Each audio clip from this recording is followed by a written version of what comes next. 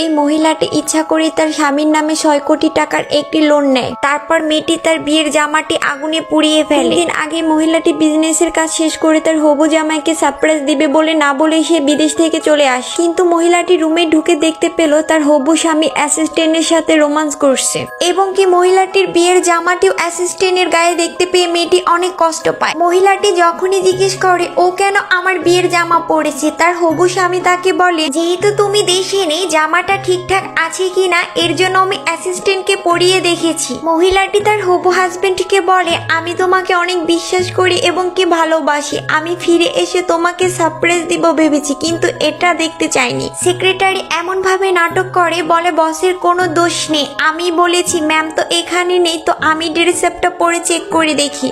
এরপর মহিলাটি রেগে গিয়ে অ্যাসিস্ট্যান্টকে একটি থাপ্পড় দিয়ে বলে তোমার সাহস কি করে হলো। অ্যাসিস্ট্যান্টকে থাপ্পড় দেয় তার স্বামী তার সাথে উল্টো খারাপ ব্যবহার করে।